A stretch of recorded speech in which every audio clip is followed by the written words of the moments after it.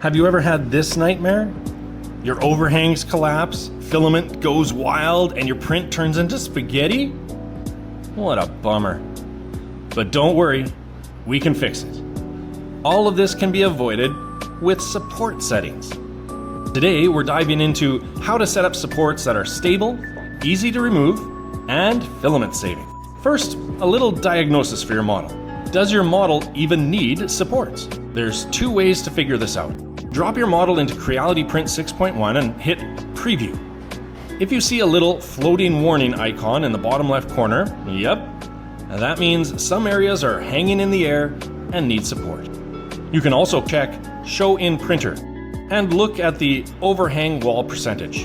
Once you see an overhang wall, it's a time to be careful. It means there are lots of unsupported overhangs, and you'll definitely want to add support. Go to the Support tab on the left, toggle on Enable Support, and boom, the software auto-generates support for you. How to choose support types and placement methods. First, support types. For large and flat overhangs like bridges and platforms, we go with normal supports. It's steady, it's smooth, and it's lightning fast. And for small or tricky parts like fingers or tiny details, our go-to setting is tree supports. Always easier to remove and more filament saving. Now, time to pick the placement method. You can just go with automatic support, and here you go. Everything will be auto-done here.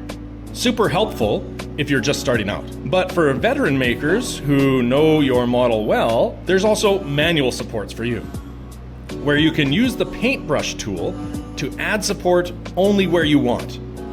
Super handy in selecting and avoiding areas. In support settings, more doesn't always mean better. Use it where it actually helps, and it's all done. Want more? Subscribe for more handy tips from Creality.